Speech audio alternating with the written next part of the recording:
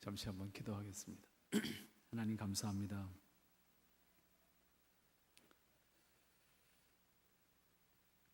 하나님께서 저희를 지으실 때에 가지셨던 그 기뻐하신 뜻, 그것을 기대하고 계셨지만 인간의 어리석음은 그 모습을 드러내지 못하고 땅에서 방황하고 있는 모습으로 살아가고 있습니다. 오늘도 주님 앞에서 허락받은 시간을 하나님의 전적인 은혜로 말미암아 함께 할 수 있도록 인도하시니 감사하고, 또 이렇게 하나님의 은혜를 다시 마음에 새기고 오직 하나님의 기뻐하심 안에서 기뻐할 수 있는, 하나님 허락하신 은혜 안에서 자유할 수 있는 그러한 저희들 되게 하옵소서. 특별히 이 시간 하나님께서 귀한 시간을 통해서 깨닫게 하시는 말씀이 이 땅에서 하나님의 뜻을 사는 사람들로서 능력과 지혜와 또 목적이 되게 하옵소서. 오직 하나님이 이 시간 친히 함께 하심에 모든 심령들이 하나님이 기뻐하시는 심령으로 함께하는 기쁨을 나누게 하옵소서. 예수님의 이름으로 기도하옵나이다. 아멘. 네, 감사합니다. 저는 굉장히 오래된 줄 알았더니 2년 됐다고 그러셔서 사실은 오늘 여러분들과 함께 이 시편 104편 말씀을 통해서 하나님의 뜻을 함께 나눌 수 있다고 하면 그건 저에게도 기쁨이고 우리 모두에도 기쁨이 될 거라고 생각을 합니다. 특별히 요즘에 제가 늘 관심을 가지고 어디서 이야기를 하든지 이야기거리가 되면 이야기를 나누는 것이 사실은 한국 기독교 신앙의 형성에 있어서 근본을 좀 바꾸는 것이 필요하다, 이제 이런 이야기인데, 그 근본을 어떻게 바꿀 것이냐라고 했을 때에 사실은 우리는 구원 중심의 기독교를 이해를 하고 있습니다. 그러다 보니까 어떤 문제를 가지고 오게 되냐 하면, 구원은 분명히 중요한 것이고 구원은 분명히 우리 신앙의 목적 가운데 하나입니다. 그런데 문제는 뭐냐면 구원 자체가 목적이 돼버리고 말았어요. 여기에 한계가 있다는 거예요. 우리가 기독교 신앙을 하는 것이 구원 자체가 목적으로 끝난다면 우리는 성경을 달리 이해할 방법이 없어져 버릴 수가 있어요. 그래서 오늘 여러분들에게 드린 말씀이 시편 104편 말씀인데, 시편 가운데에서 한 서너 군데가 창조를 노래하는 성경이 있습니다. 그 가운데 아주 대표적으로 창조에 대해서 노래하고 있는 시가 104편입니다. 그 가운데 다 소개할 수는 없고 뒷부분에, 마지막 부분의 말씀을 여러분들에게 소개하기를 원하는데, 결국 기독교 신앙의 목적이 구원이라고 하는 데 가서 딱 정리가 되면 구원 받는 것이 우리의 신앙의 최종적인 목적이 되잖아요. 그러면 창조주 하나님 입장에서 보면 이게 깝깝해지는 거예요. 왜냐하면 하나님께서 우리를 구원하시는 것을 단지 목적으로 해서 우리를 있게 하신 것이 아니잖아요. 근데 정작 인간은 구원이 목적이라고 그러고 있단 말이지요. 그러면 우리의 신앙이 아무리 좋다 할지라도 반토막밖에 안 되는 거예요. 왜냐하면 하나님께서 인간을 창조하시고 인간을 구원하신 목적이 구원 자체에 있는 것이 아니라 창조하신 목적과 구원하시는 목적이 같거든요. 왜 구원하셔야 되냐면 창조한 인간이 타락했거든. 그래서 본래 목적을 이룰 수가 없는 인간이 됐잖아요. 그래서 구원하셔서 본래의 목적을 드러낼 수 있는 인간이 되라고 하신 거거든요. 그런데 정작 인간은 어디서 머무르고 있어요? 나 구원받았어. 여기서 끝났단 말이에요.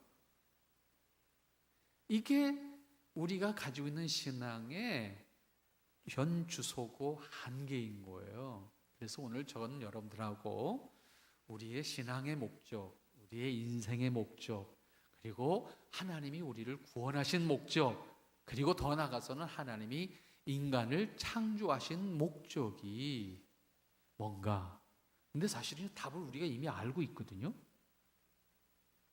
그런데 그 답은 답대로 알고 있고 우리 신앙은 우리 신앙대로 목적을 구원에다가 설정을 해놓은 거예요. 제가 여러분한테 이런 질문을 하면 여러분들은 뭐라고 대답하시겠어요? 여러분 예수님을 왜 믿습니까? 이렇게 질문하면 분명히 여러분 예수 믿고 구원 받으려고 내가 예수님 믿는다라고 하는 답을 하시게 돼 있어요. 근데 그 답만 놓고 보면 틀린 말이에요? 맞는 말이에요? 맞는 말이에요. 그 말이 틀렸다는 얘기가 아니에요.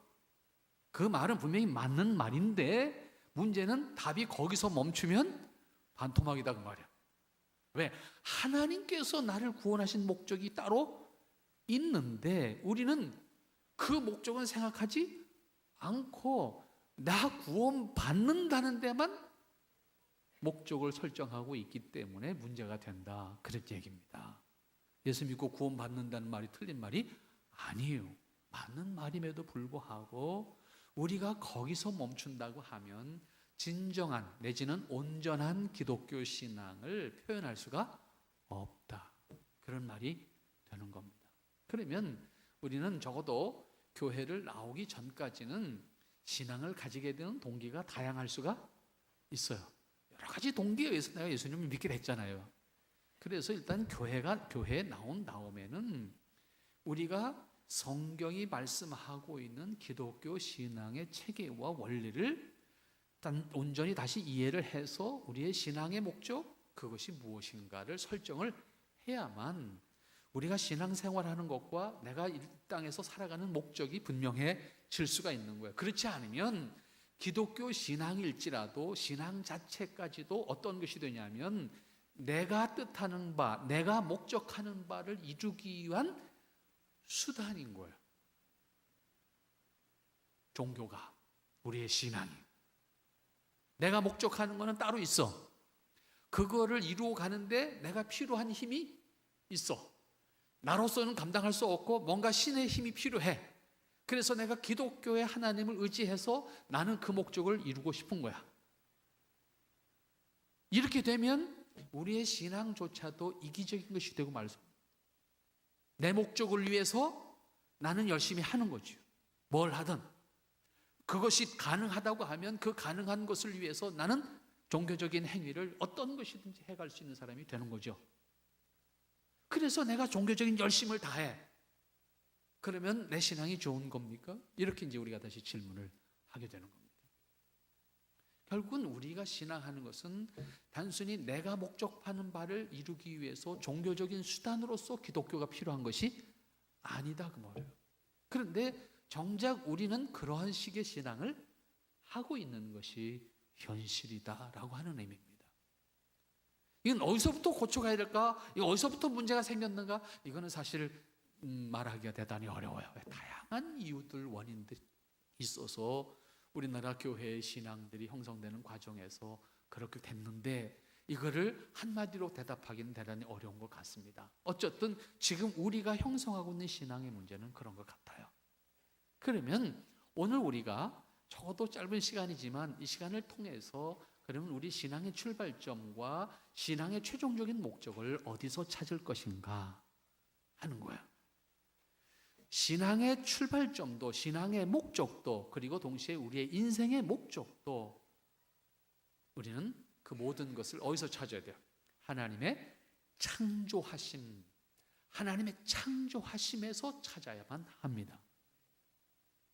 하나님이 창조하셨을 때에 가지셨던 뜻, 만물을 창조하시고 인간을 창조하셨을 때 하나님이 그냥 우연히 그렇게 만드신 것이 아니잖아요.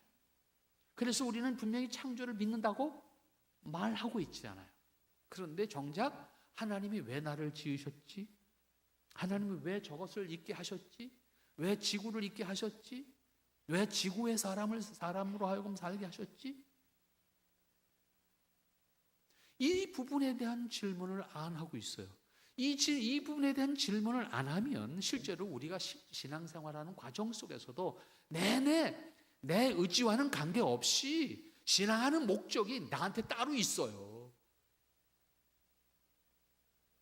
그 목적은 하나님 믿지 않는 세상 사람들이 가지고 있는 것과 다르지 않아요. 똑같아요. 오래 사는 거고요, 건강하게 사는 거고요, 복되게 사는 거고요, 죽어서 좋은 데 가는 거고요. 그 이상 아니 똑같아요. 하나님 모르는 사람들도 그걸 다 바라고 있고 그것을 위해서 뭔가 할 수 있다고 하면 해요. 절박한 상태대로, 급하지 않으면 급하지 않은 대로 뭔가를 하고 있다고. 우리도 마찬가지라고 하면 뭐가 다른 거예요? 다른 것이 있다면 수단이 다른 거예요. 그 사람들은 그 사람들의 수단을 택한 거고 우리는 기독교라는 수단을 택한 것뿐이야. 이 수준에서 기독교를 이해한다고 하면, 이 수준에서 우리의 복음을 말한다고 하면 하나님이 가르쳐 주신 그 복음의 뜻과는 거리가 너무나도 다른 것이에요. 그런 의미에서 오늘 여러분들이 적어도 우리가 하나님을 믿어야 되는 이유, 우리가 이 세상에 살아가야 되는 이유, 내가 인간이라고 하는 존재로서 이 세상에 살아가야 되는 이유, 내가 더 나아가서는 구원받아야 되는 이유, 그게 뭔가? 그리고 그 이유가 내 안에 있는가? 아니면 그 이유가 하나님께 있는가? 이에 대한 대답을 분명히 할 수가 있어야 돼요. 자, 우리는 적어도 기독교인이라고 했을 때 구체적으로 생각하지 않았다 할지라도 뭘 믿는다고 말해요? 하나님의 창조하심을 믿는다. 여기 다 동의하십니까? 네, 이거 동의하신다 그러면 여러분들은 이제부터 제 말 무조건 따라가야 돼요. 왜? 자, 여러분도 세상에 없었고 이 세상에 어떤 피조물이 없었어요. 하나님이 스스로 영원히 계셨어요. 그때 하나님이 스스로 생각하셨어요. 만물을 창조하시겠다 하는 뜻을 세우셨어요. 그런데 여러분 생각해 보세요. 사람이 이런 도구를 하나 만들었어요. 만들기 전에 여러분 어렸을 때 뭐라 그래요? 아무튼 이런 재료, 이런 재질로 만든 병이 없었어요. 지금 굉장히 편리한 반면에 이것 때문에 좀 골칫덩어리예요.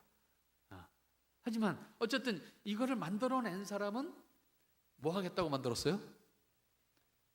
물을 담아서 사람들이 편하게 마실 수 있는 도구로 삼겠다. 그렇게 사용하겠다. 물론 사람에 따라서는 이것을 다른 도구로 사용할 수도 있지만 응용이죠. 응용. 이때는.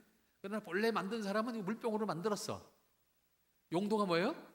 물병이에요. 그럼 물병이 생각하기를 나는 물병이 싫은데, 그래서 물병이 스스로 존재할 수가 있을까요? 없어요. 얘는 물병으로 존재하는 거예요. 우리나라 초기에 가끔 그런 실수를 했던 적이 있어요. 우리나라 초기에 선교사님들이 한국에 들어오셔서 새로운 문화잖아요. 전혀 모르는, 지금처럼 무슨 인터넷 검색을 통해서 그 동네는 어떻게 생겼을까? 그 사람은 그 동네의 말은 어떤 걸까? 그 동네는 어떤 풍습을 가졌는가? 그 동네는 어떤 식사를 할까? 이걸 미리 찾아보고 갈 수 있는 시대가 아니었어요. 오셨어요. 오셔서 보니까 미국에서부터 혹은 다른 나라에서부터 갖고 온 도구들이, 살림 도구들이 있으셨지만 또 여기 와서 여기 나름대로 또 필요한 것이 있으시잖아요. 그래서 어느 날 장터에 나갔어요. 장터에 나가서 보니까 그릇이 하나 있는데 녹그릇이 참 동막하게 생긴 녹그릇이 하나 참 잘생겼거든. 근데 문제는 이 사람이 이 용도를 몰라. 용도를 전혀 모르는 거예요. 그러니까 이 사모님이 어떻게 했어요? 야, 저걸 갖다가 쓰면 참 좋겠다. 그래서 그걸 샀어. 사서 그걸 깨끗이 닦아서 집에서 사용하시는 거예요. 사용을 하시는데 이 서양 사람들이 파티 내지는 뭐 초청해서 이렇게 같이 식사하는 거 좋아하잖아요. 그래서 초청을 했어요. 한국 사람들 초청해서 우리 같이 한번 식사합시다. 그래서 초청을 해서 한국 사람들이 딱 갔는데 그 식탁 가운데 제일 중요한 자리에 그 시장에서 사온 그릇이 딱 올라가 있는 거예요. 그게 뭐였어요? 요강이었어요. 요강. 요강을 딱 갖다 놨는데 거기에 스프를 끓여서, 이분들이 생각할 때 최적의 용도야. 거기다가 놋그릇으로 만들었으니까 잘 식지도 않고. 근데 이걸 그 사람들은 떠서 먹는 문화니까 이게 제격이다. 그래서 이 사람이 생각하기에는 이거는 스프 담는 그릇이라고 생각을 한 거야. 그래서 갖다가 식탁 가운데 넣어놓고 이걸 갖다 와서 이제 스프를 담아놨는데, 문제는 한국 사람 되는 거야. 한국 사람이 딱 갔는데 요강이 식탁 위에 딱 올라왔으니까 이제 선입견이 뭐예요? 아니, 요강에다가 음식을 담으면 어떻게 해? 문화적 인식의 차이가, 한 사람은 담을 수가 있다고 생각했고, 그것이 요강이라는 것을 아는 사람은 담으면 안 된다고 생각한 거예요. 여러분, 하나님께서 만물을 창조하실 때 다 용도가 있도록 만드셨어요. 아무 생각 없이 만든 것이 아니에요. 근데 그 용도를 모르면 어떻게 돼요? 그렇게 되는 거예요. 그 용도를 모르면 그 용도에 적합하지 않게 사용함으로 인해서 자기는 괜찮다고 생각하지만 상대는 이거는 엄청난 신뢰를 하게 되는 거죠. 오늘 인간이 하나님으로부터 왜 창조함을 받았는가 라고 하는 사실에 대한 것을 분명히 깨닫고, 나를 지으신 하나님의 뜻이, 나를 향해서 가지고 계신 하나님이 어떠한 뜻으로 나를 지으셨는가라고 하는 것에 대한 창조 목적을 분명히 이해한다고 하면, 나는 어디에서도 그러한 모습이어야 되죠. 다시 말하면 하나님이 나를 창조하셨던 그 모습으로, 그 목적으로 내가 거기 있어야 되고, 그 목적을 이루는 사람으로 존재해야 되는 것이 인간이 살아가는 목적이어야 하는 거예요. 그런데 문제는 그릇이라고 하는 것은 쓰는 사람 마음이야. 하지만 인간은 다르다는 거예요. 왜? 인간은 만물을 창조하시는 가운데 인간에게만 하나님과 함께 할 수 있는, 하나님과 같은 것을 생각할 수 있는, 하나님과 같은 것을 이루어 갈 수 있는, 하나님이 가지고 계신 그 생각을 공유하고 그것을 함께 이루어 갈 수 있는, 동시에 하나님의 생각을 나눌 수 있는 대상으로 지으셨어요. 그래서 인간에게만 인격이라고 하는 요소를 주었어요. 쓰는 사람 마음대로 쓸 수가 없을 수도 있다 그 말이야. 인격이 없는 도구는 쓰는 사람이 마음대로 사용할 수 있어요. 물 담았다가 다른 것도 담을 수가 있어. 근데 인간은 그렇게 안 된다는 거예요. 여러분들이 아이가 자라나는 과정 속에서 엄마 마음대로 다 됐다 그러면 이 나라가 심각한 문제가 될 거예요. 다행히 엄마 마음대로 안 돼서 이 나라가 제대로 되고 있는 거예요. 여러분, 거꾸로 한번 생각하면 이게 굉장히 심각한 이야기인 거예요. 그 얘기는 무슨 얘기예요? 사람이 가지고 있는 뜻대로 다 됐다가는 하나님이 만든 지구에서 사람이 살 수가 없어요. 그러니까 사람이 생각한 대로 안 된 것이 복이지. 근데 문제는 복이라고 생각하는 사람이 없다는 거야. 다 내 뜻대로 안 됐기 때문에 다 불행하고 원망스럽고, 뭔가 하나님 내 기도를 듣는지 안 듣는지, 귀가 잡수셨는지 이러고 있는 거죠, 다 우리가. 그러면서도 저 사람은 잘 되는데 나는 왜 안 될까? 신앙조차도 시기야. 신앙조차도 경쟁이야. 저 사람 새벽기도도 제대로 안 나왔는데 복 받았대. 나는 열심히 나왔는데 왜 복을 안 주실까? 뭐 이런 거죠. 우리 신앙하는 자세가 그런 수준 아니에요? 우리 아이만 1등 하면 되고.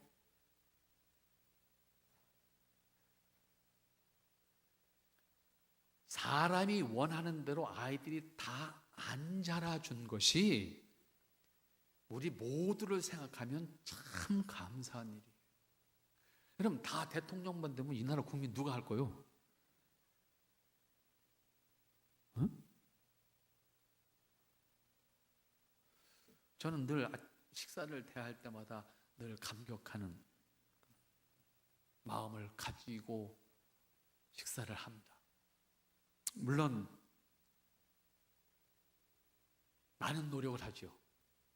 아주 간단한 식사라 할지라도 그것이 내 입으로 들어가기까지의 과정을 늘 생각하면서, 그런데 그것을 생산하는 과정 속에 농민들의 땀 흘림과 수고가 있는 건 분명한 사실이지만은 원천적으로 가면 그것을 하나님께서 주신 거잖아요. 그것을 인간으로 하여금 누릴 수 있도록, 그것을 통해서 인간이 매 순간 하나님의 은혜를 확인할 수 있도록 주신 거잖아요.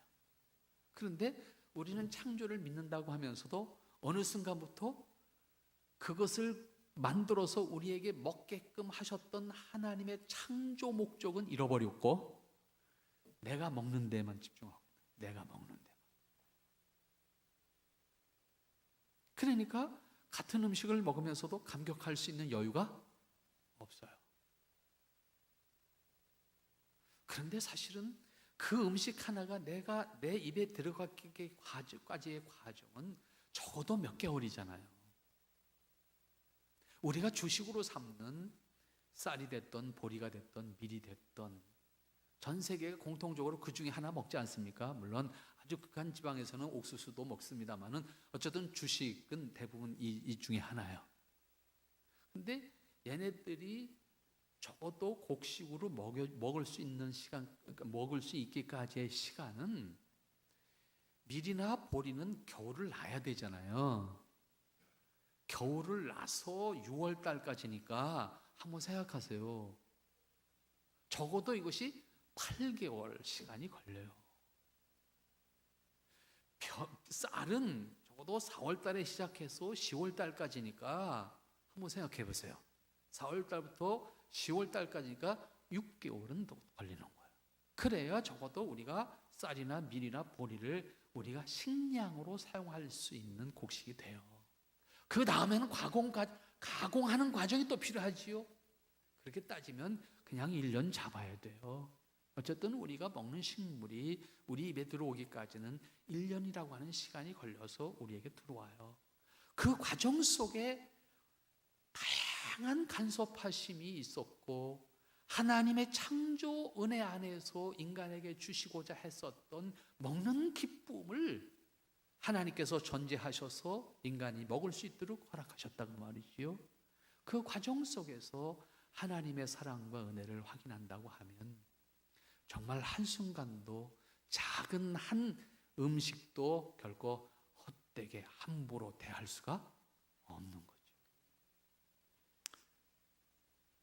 제가 조금 무뎌지기가 쉬워지는 사람이라 요즘엔 그걸 잊어버리지 않으려고 제가 옥상에다가 농사를 짓고 있습니다. 농사를 짓는데 옥상 농사 치고는 조금 큽니다. 그래서 물을 주는데 1시간 반쯤 걸립니다.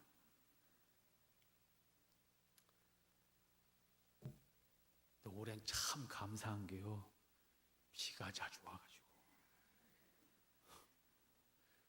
자주 와가지고 한 주일에 한 번만 주면 돼. 근데 작년까지 꼭 6년 동안 가물었습니다. 기억하셨는지 모르겠지만 우리나라 금년에 비 오기 전까지 우리나라 6년 가물었습니다. 6년 가물었는데 제가 이틀에 한 번 1시간 반에서 2시간 물을 이틀에 한 번 줬어요. 작년에 농사 질 때는. 근데 올해는 비가 그래도 일주일에 한 번씩 와주니까 일주일에 한 번만 주면 됩니다. 요새는 입으로 나팔을 부는데 작년까지 나팔은 비가 와야 되는데가 나팔이었습니다. 올해는 물 안 줘도 된다, 이게 나팔입니다. 사람이 자기가 하고자 하는 것에 대해서 절대적인 힘이 필요할 때에 느끼는 것은 간절한 거잖아요. 안 주면 그만이에요. 그런데 문제는 내일 주고 그 다음엔 기대할 수가 없어요. 어떠한 것도 내가 기대할 수가 없어요. 그래서 이틀에 한 번 물을 줄 때는 참 힘들어요. 이게 내가 왜 이걸 시작해가지고 여기 메워가지고 내가 이렇게 살아야 되지? 시간이 없어서 물을 줄 수 있는 시간을 놓치게 되면 오밤중이라도 가서 줘야 됩니다. 왜? 걔네들은 기다려주지를 않잖아요.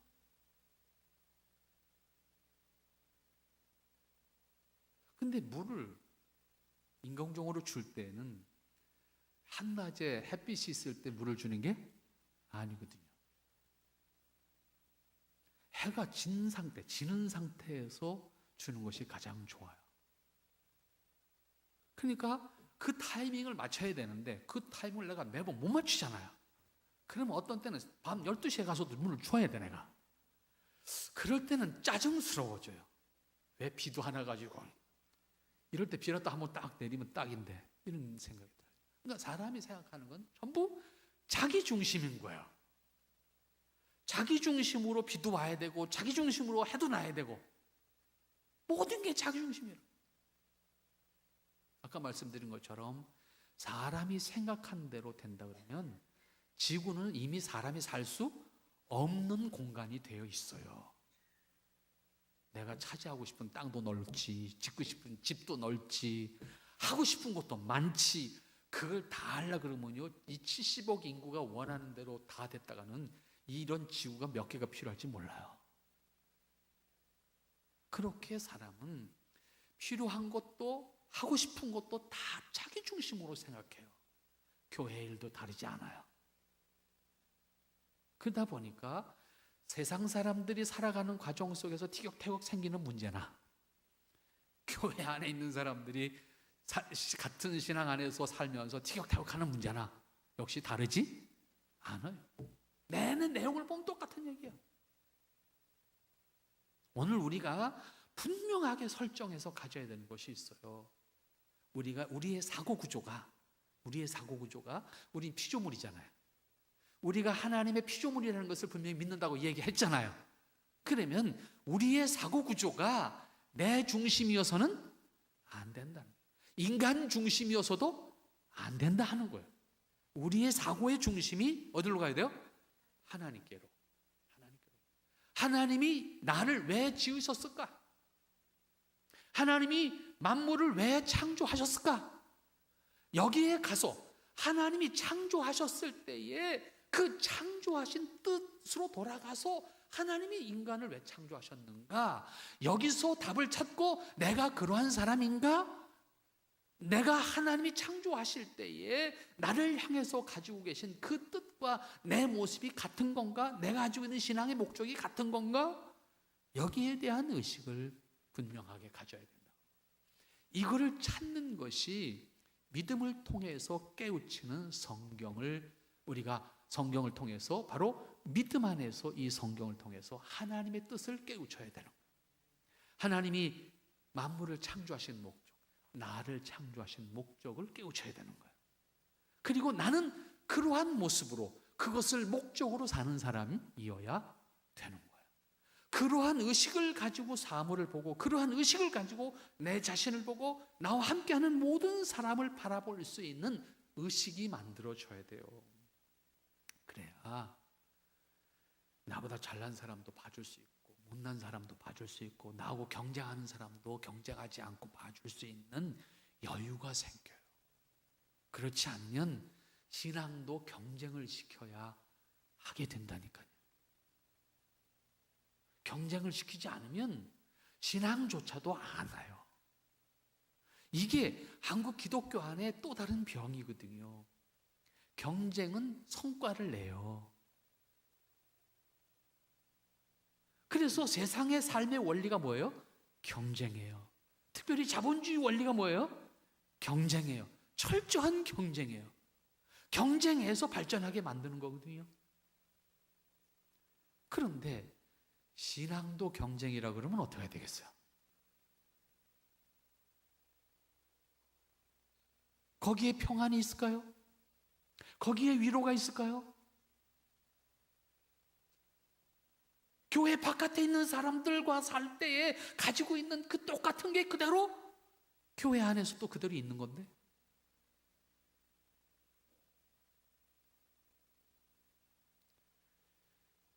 결국 우리의 의식을 바꾸지 않으면 교회 안에서도 그걸 넘어설 수가 없어요. 경쟁을 시키면 잘하고 경쟁을 안 시키면 안 해요. 제가 오래전 얘기입니다만 83년도, 84년도에 부목사 생활할 때였습니다. 그 당시에 제가 있던 교회 구역이 129구역쯤 됐는데, 연말이 되면 부목사 전화에, 그때 핸드폰도 없는 시대 아닙니까? 제 책상 위에 있는 전화에 불이 납니다. 뭐라고 불이 난지 아십니까? 구역장님들이, 권사님들이 전화합니다. 목사님, 내년도에 구역 편성을 하실 때 아무개랑 나랑 같은 구역을 해주면 나는 교회를 안 다니겠습니다. 이러거든요. 그러면 그 사람은 어떤 사람일까요? 같은 구역 하고 싶지 않은 사람은 어떤 사람일까요? 예? 그 사람이 어떤 사람이에요? 교회 잘 안 나오는 사람. 교회 잘 안 나오는. 왜? 그 사람이 있으므로 우리 구역이 1등 할 수가 없어.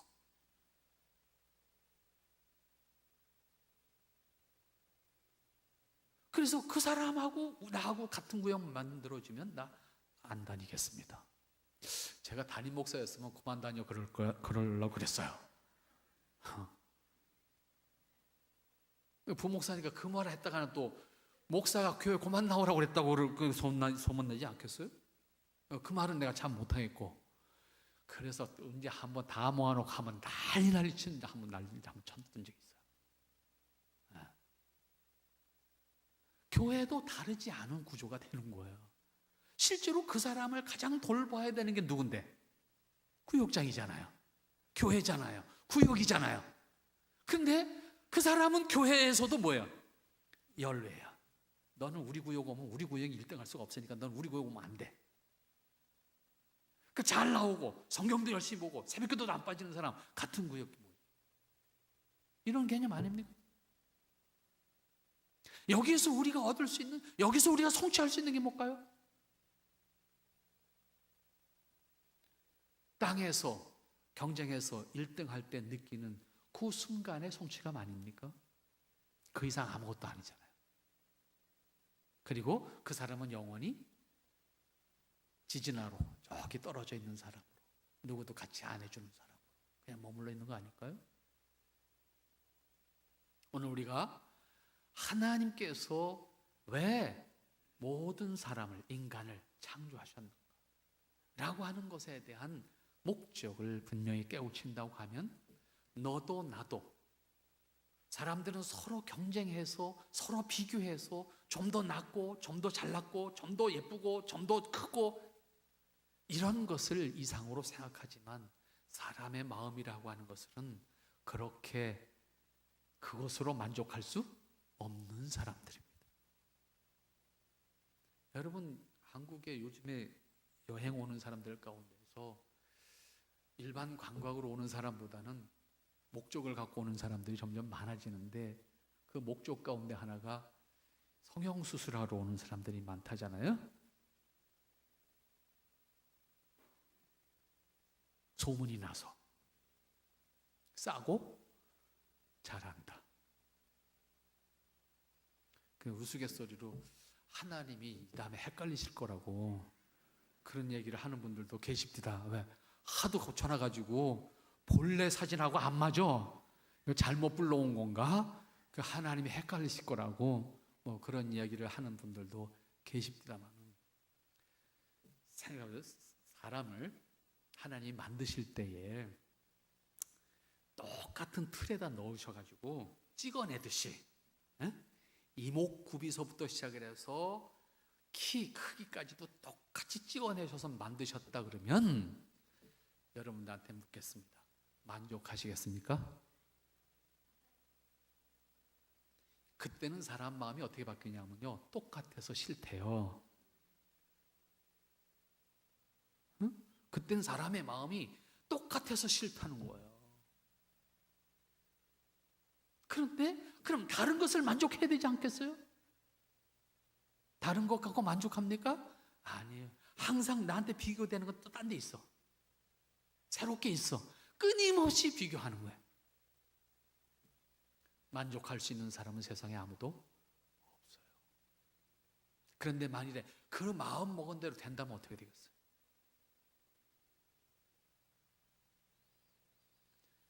인간은 스스로 망하는 길을 선택합니다.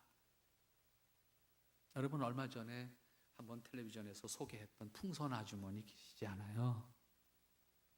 근데 본래 모습 보니까 아주 잘생겼어요. 예뻤어요.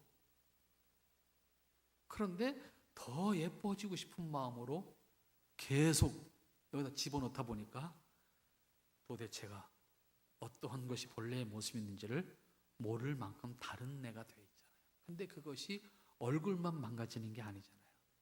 사람이 망가지잖아요. 그래서 이룰 수 있는 것이 뭐였어요? 사람은 이렇게 똑같아도 만족하지 않고 다르다고 그러면 만족해야 되는데 다르다고도 만족하지 않습니다. 자기가 추구하는 만족이 자기 안에 있는 한 그것을 통해서 만족할 수 있는 사람은 세상에 없습니다. 무엇이 바뀌지 않으면, 가치관이 바뀌지 않으면, 하나님께서 창조하신 인간이 어떠한 존재이어야 하고 어떠한 모습으로 있어야 하고 어떠한 역할을 감당해야 하는가라고 하는 하나님의 창조 목적 안에서 나의 가치관을 찾지 못하면 우리는 하나님의 창조를 모르는 사람들이 추구하는 것과 다르지 않은 수준에서의 삶을 살아가게 되고 그들과 같은 것을 추구하는 사람이 된다라고 하는 사실입니다. 그런 의미에서 오늘 우리는 다시 본론으로 돌아가서 하나님이 인간을 왜 창조하셨는가 라고 하는 것을 여러분들이 본문에서 찾아볼 수가 있어야 할 것입니다. 쭉 가셔서 다 보실 수는 없고 31절 말씀을 먼저 한번 보도록 하십시다. 31절 다 같이 한번 읽겠습니다. 시작.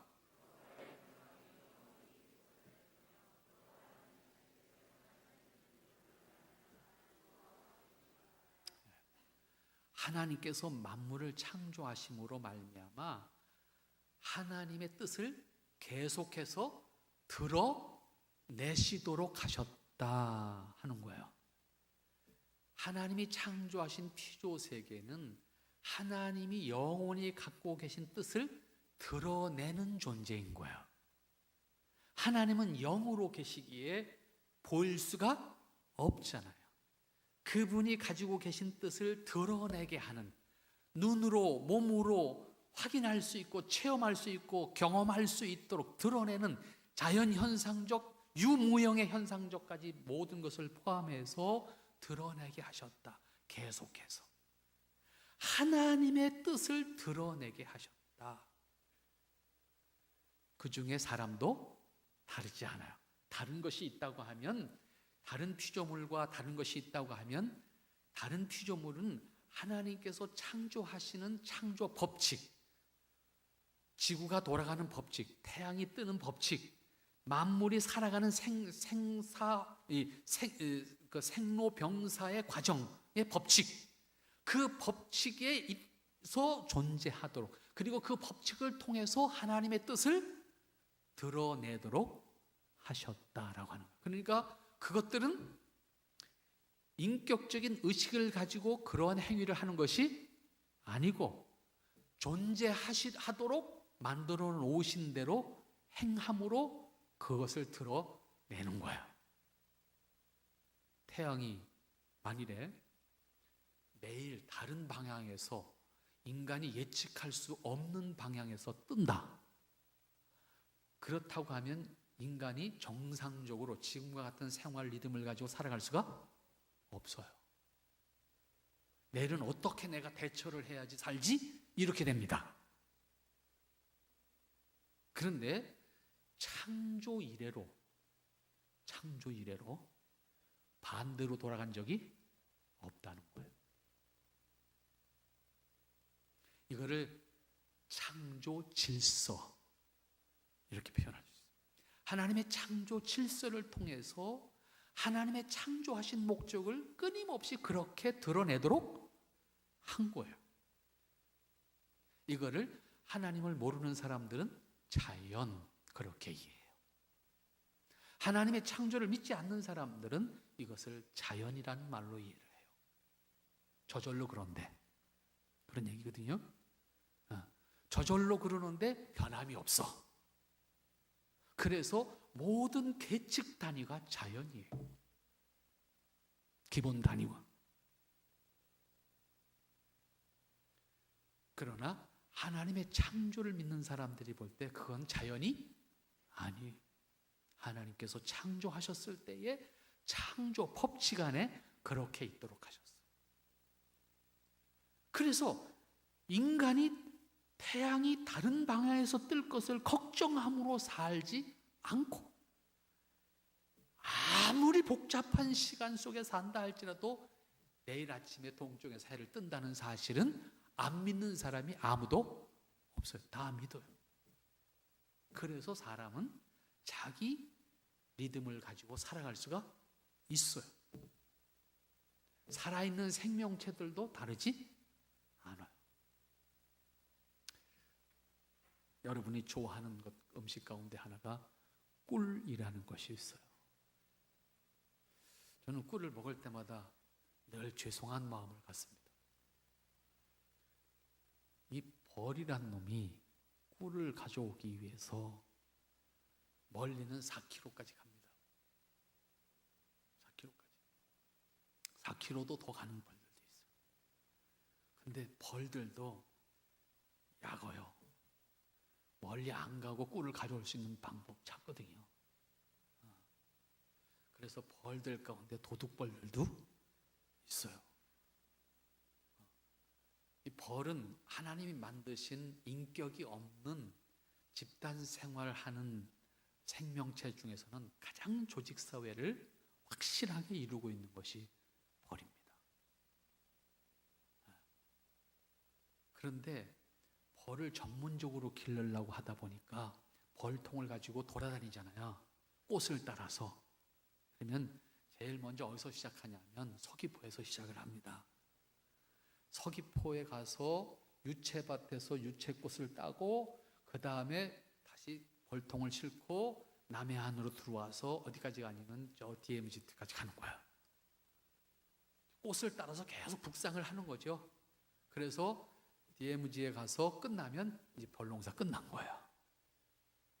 그럼 벌을 따라서 꽃을 따라서 벌이 가야 되는데 저녁에 해가 지면 벌이 벌통으로 다 들어와요. 그러면 얘네들 벌통 문을 닫고 밤새도록 해 뜨기 전에 옮겨야 돼요. 그러니까 밤새도록 가서 해 뜨기 전에 얘네들을 열어놔야지 얘네들도 답답해서 죽어요. 그러니까 밤새도록 옮겨서 이제 벌통을 다시 나란히 정렬해 놓고 벌통 문을 열어놓습니다. 그런데 중요한 게 뭐예요? 얘네들은 어디 왔는지 모르잖아요. 밤새도록 지금 벌통에 실려갖고 갇혀갖고 왔는데 지금 얘네들이 어디 왔는지 어떻게 알아요? 그런데 아침에 벌통에 문을 열어오면 나가서 꿀 따가지고 어디로 와요? 자기 통으로 와요. 틀림없이 돌아옵니다.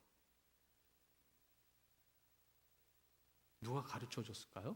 밤새? 과외 공부 시켰을까요?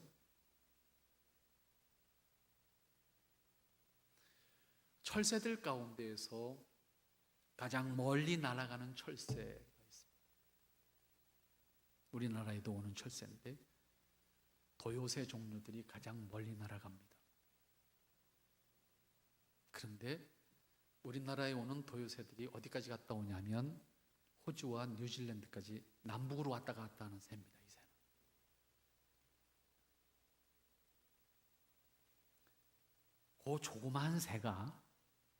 그 조그마한 새가 호주와 뉴질랜드까지 갔다 오려고 하면 체력이 대단하죠.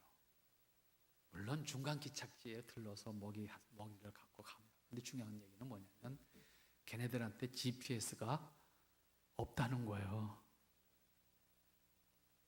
응? 걔네들한테 GPS가 없다고요.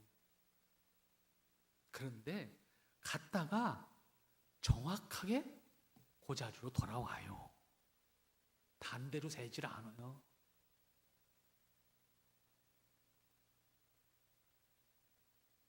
뭐예요? 이것을 하나님의 창조 섭리, 창조 질서 안에서 살도록 하신 하나님의 창조에 의해서 적어도 지구가 존재하는 한, 하나님이 지구의 종말이 있도록 하시지 않는 한, 그들은, 그 생명체들은 그런 원리로 살아갑니다. 변함이 없어요. 늘 똑같이 살아요. 벌을 어디다 옮겨놔도 꿀 물어다가 벌통으로 갖고 와요. 벌꿀 1kg를 얻기 위해서 벌이 몇 번쯤 가서 물어와야 1kg가 될까요? 4만 번에서 5만 번을 갔다 와야 됩니다. 그거를 인간이 톨랑 뺏어 먹습니다. 인간이 참 대단한 존재예요. 눈 하나 깜짝 안 하고 먹습니다.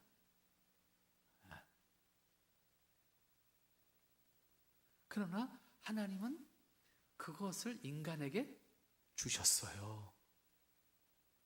벌만을 생각하면 대단히 미안한데 하나님은 인간에게 선물로 주셨어요. 그걸 먹도록. 얼마나 감사해요. 그리고 걔네들은 누가 가르쳐주지 않아도 그 일을 죽을뚱살뚱 해요. 그래서 사물의 원리를 깨우쳐줘요. 제가 우리 옥상에다가 농사를 짓는다고 말씀드립니다. 호박도 꽤 좀 기릅니다. 근데 우리 옥상이 9층 꼭대기요. 그래서 걱정을 처음 했어요. 이게 벌이 올란가? 이게 나비가 올란가? 걱정이 했어요. 그래서 첫해는 인공수정을 제가 다 했어요. 인공수정. 그런데 어느 날 인공수정을 하다 가만히 보니까 벌이 와 있어. 그래서 내가 아휴, 이 멍청아, 하나님을 못 믿은 거지. 그 순간 내가 깨달은 게 하나님을 못 믿은 거지. 하나님이 만물을 창조하실 때 그렇게 있게 하셨다고 오늘도 말하고 있는데 그 순간은 하나님이 없어진 거야. 벌이 눈앞에 막 날아다니는 거야. 그걸 딱 보면서 내가 들고 있던 그 인공수정하던 걸 던지면서 내가 하나님을 믿는다고. 이리고 나를 스스로 이루고 있는 거야. 어? 그렇지. 참 놀라운 거 아니야? 도시 한복판에 9층 빌딩 꼭대기인데 벌이 올 거라고 나는 생각을 못했지요. 그런데 거기도 벌이 와. 아니, 도시 한복판에 벌을 누가 기른다고 와요? 어디서 왔겠어요? 신기해요. 그리고 옥상 꼭대기에 있는 꽃이 보였을까? 아무튼 별 생각을 다 해보는 거예요. 사람의 생각은 거기가 한계예요. 그런데 하나님의 생각은 그걸 넘어서 있고 그 뜻을 따라서 순종하는 벌이 거기 있어. 근데 그걸 가만히 생각해. 내가 벌만도 못하구나. 걔는 사명을 다 하고 있잖아요. 그 사명을 충실하게 감당함으로 하나님의 창조 섭리의 뜻을 드러내고 있잖아요. 걔는 거기서. 그럼 난 뭐냐, 나는.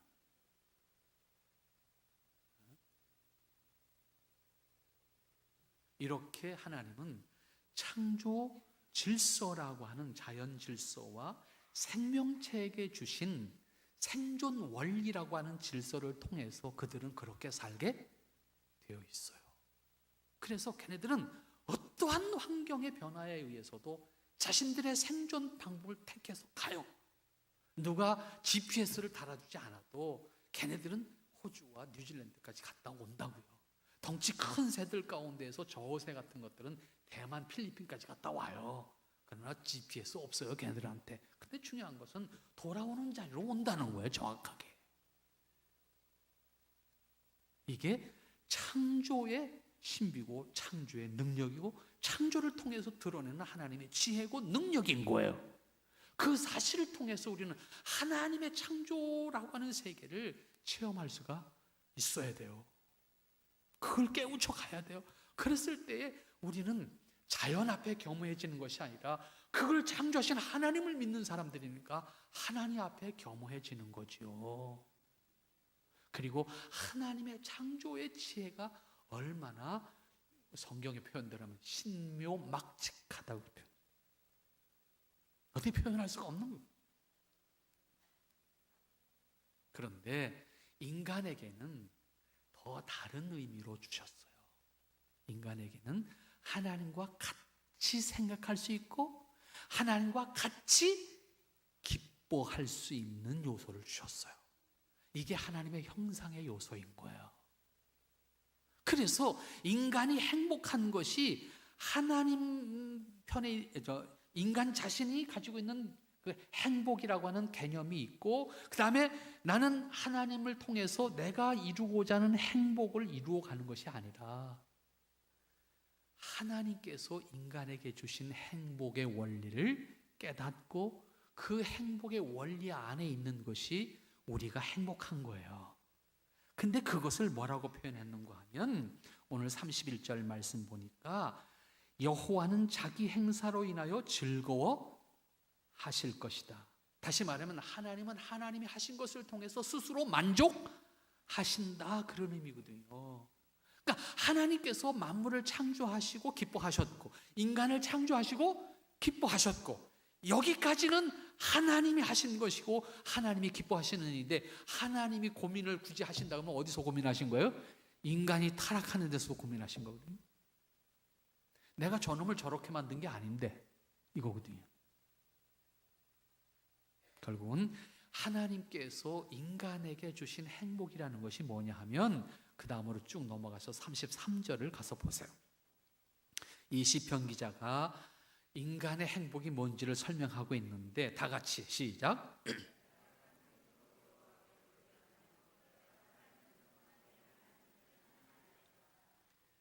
인간이 행복이 어디냐면 하나님을 노래하는 것이고 하나님을 찬양하는 것이다. 그럼 인간의 불행이 뭐냐? 그 하나님을 잃어버린 거예요. 그 하나님을 잃어버림으로 말미암아 내가 기뻐하는 걸 찾는 거예요. 내가 기뻐할 것을 찾는 거예요. 그것이 인간이 찾는 행복이거든요. 여기서 문제가 달라지는 거예요. 결국은 우리가 하나님을 믿는 목적이 어디냐면 하나님께서 창조하신 목적으로 돌아가야 되는 거예요. 하나님이 인간을 창조하신 목적이 뭐예요? 하나님이 하신 것을 통해서 하나님이 기뻐하시겠다는 거예요. 하나님이 기뻐하시는 것이 인간을 창조하신 목적이에요.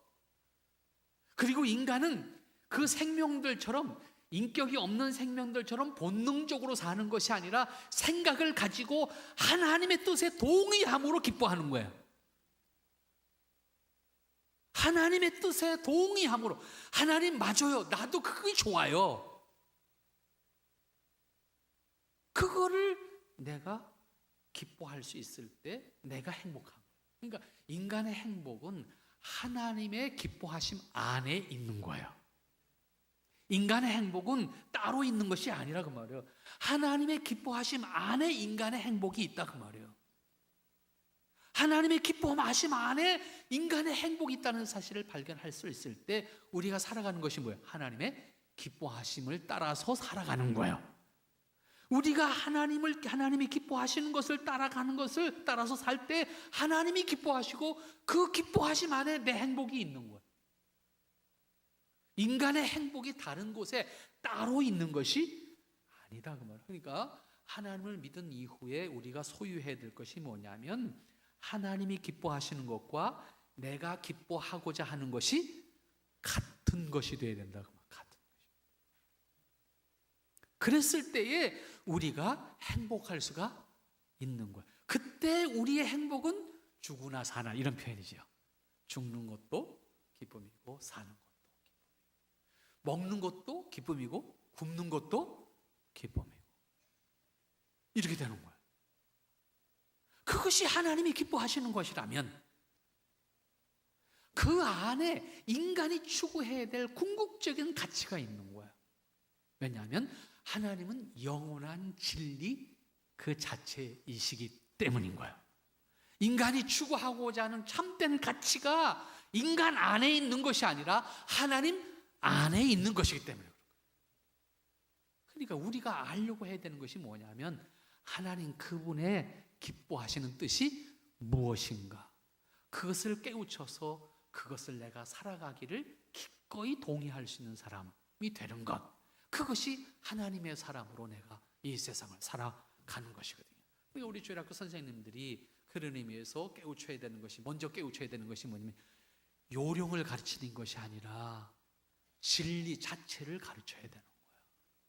교회에서는 요령을 가르치는 게 아니에요. 복받는 요령을 가르치거나 구원받는 요령을 가르치는 것이 아니고 진리 자체를 가르쳐야 된다고요.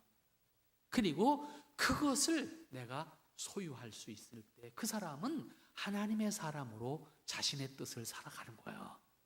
멋있게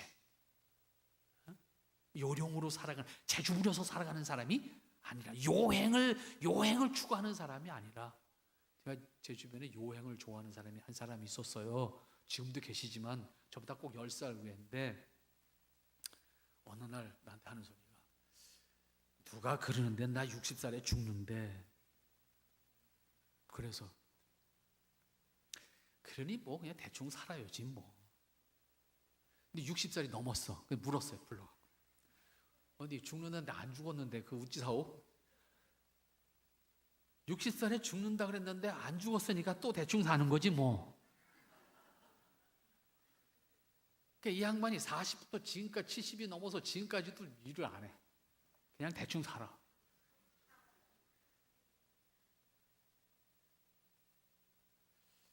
가까운 사람이라 이걸 어떻게 할 수도 없고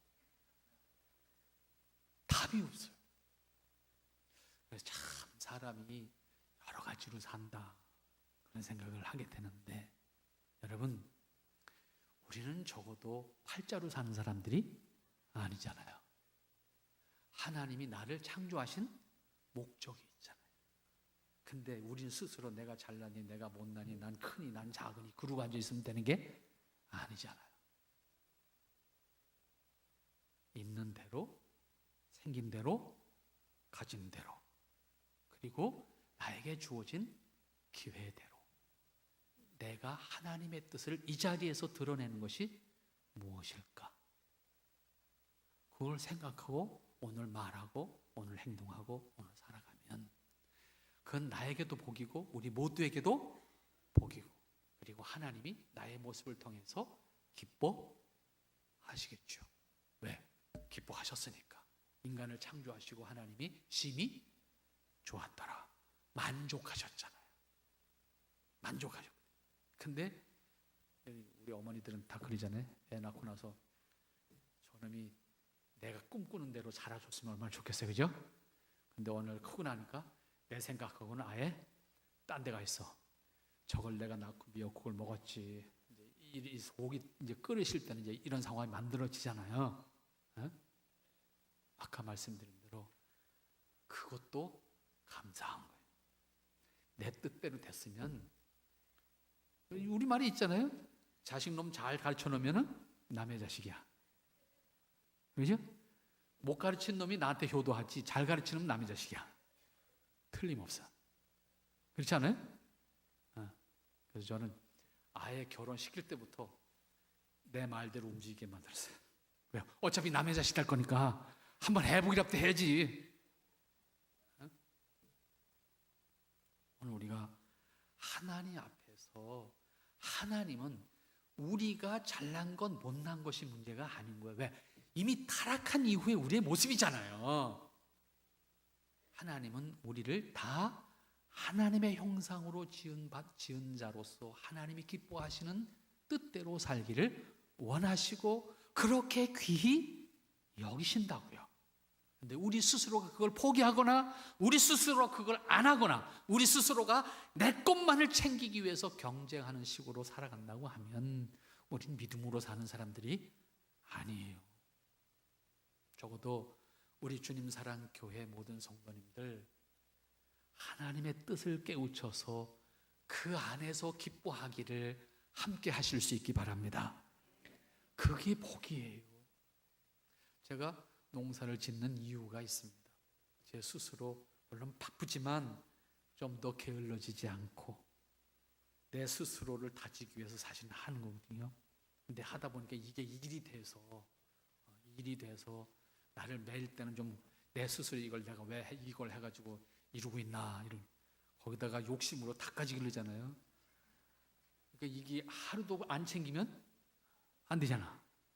매일 챙겨야 되잖아. 이걸 때를 따라서 닭도 시계가 정확해요. 밥 주는 시간에 밥 안 주면요 얘네들이 스트레스 받거든요. 이왕 기르는 거 걔네들 스트레스 주면 안 되잖아요. 그러니까 제때 가서 줘야지. 밥도 제때 줘야 되고. 대신에 우리 옥상에 있는 닭은 저 때문에 호강을 하죠. 왜? 사료는 안 먹이거든. 그래도 내가 풀을 잘 먹이지. 그래서 365일 내가 풀을 먹이거든.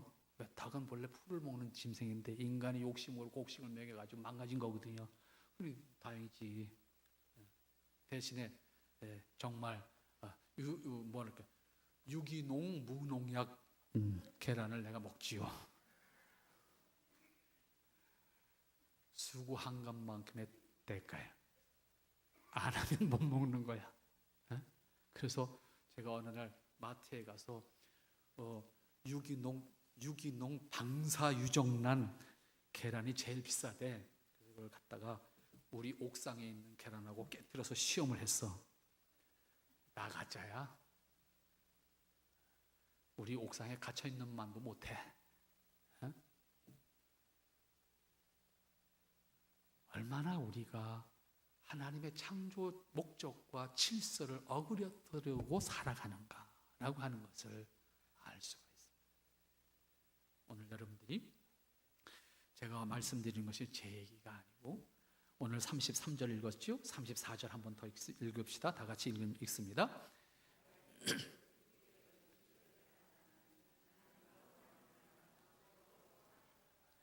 인간이 즐거워하는 것이 그 즐거움의 근원이 어디예요?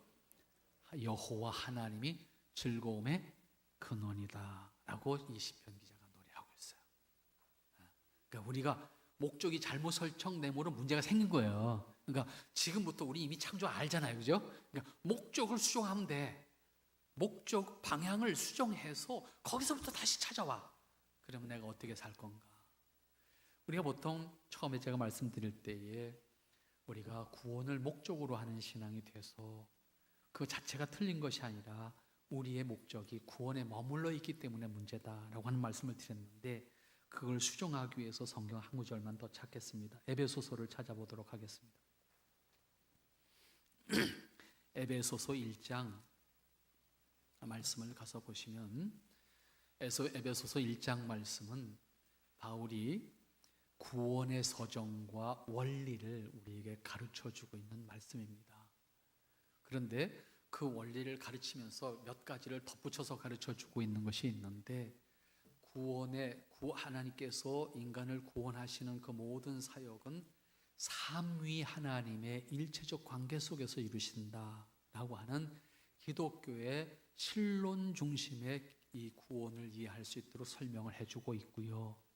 동시에 지금 말씀드리고자 하는 하나님이 인간을 구원하시는 목적이 어디에 있는가? 단순히 인간을 구원하는 데 있는가? 이걸 분명하게 설명해 주고 있는데 잘 보세요. 여러분들이 3절부터 쭉 가서 보시면 6절까지가 성부 하나님의 구원 작정에 대한 가르침입니다. 그런데 그 성부 하나님의 구원 작정을 설명한 다음에 6절 끝에 가서 보면 뭐라고 기록되어 있어요? 그의 은혜의 영광을 찬미하게 하려는 것이다. 하나님께서 인간을 구원하시기로 작정한 이유가 어디에 있느냐? 그의 은혜의 영광을 찬미하게 하는 데 있다. 이렇게 정리해 줬거든요. 그러니까 하나님이 우리를 구원하신 목적이 하나님의 은혜를 통해서 하나님의 영광을 노래하도록 하는데 있다. 이게 구원하시고자 하는 목적이라는 거예요. 그 다음 7절 말씀부터 쭉 이제는 성자 하나님의 중보 사역에 대한 설명을 해요. 이 성자 하나님의 중보 사역을 설명한 다음에 쭉 가서 12절 말씀 가서 보면 똑같은 문장이 하나 다시 나오는데 뭐라고 되어 있어요? 그의 영광에 찬송이 되게 하려 하심이니라. 결국 그리스도를 통해서 중보하신 그 궁극적인 목적이 어디 있는가 하면 하나님의 구원의 은혜를 통해서 하나님을 찬송하는 데 있다. 이렇게 정리했거든요. 그 다음 13절과 14절 말씀은 이루어 주신, 작정하신 것과 이루어 놓으신 구원의 은혜를 우리에게 적용시켜 주시는 성령님의 사역에 대한 설명을 하는 것이 13절과 14절인데 14절 그 설명을 한 다음에 마지막에 똑같은 구절이 또 하나 나와요. 그의 영광을 찬미하게 하려 하심이라.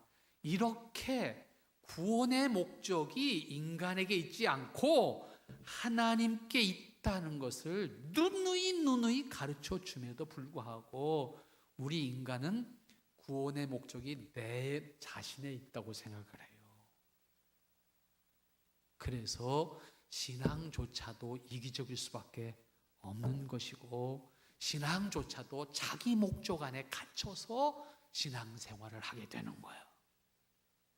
오늘 우리의 신앙하는 목적, 우리의 인생의 목적, 우리의 행하는 모든 행함의 목적은 하나님의 영광을 드러내는 것, 하나님의 기뻐하시는 뜻을 드러내는 것에 있다라고 하는 사실을 여러분들이 분명히 기억을 하고 하나님의 뜻을 살아가는 복을 누릴 수 있기를 간절히 부탁을 드립니다.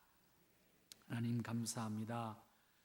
오늘 귀한 시간 주님 사랑교회를 통해서 하나님의 말씀을 함께 나누고 하나님의 뜻을 함께 나누었습니다. 부족하지만 하나님 깨우친 바를 함께 나눔에 있어서 하나님의 영광을 받으시고 하나님이 기뻐하시는 우리 주님 사랑교회 되게 하여 주시옵시며 이 주님 사랑교회에 속한 모든 지체들이 하나님의 뜻과 은혜와 영광을 드러낼 수 있는 복된 모습으로 승리하는 땅에서의 삶이 되게 하여 주시옵소서. 예수님의 이름으로 기도하옵나이다. 아멘.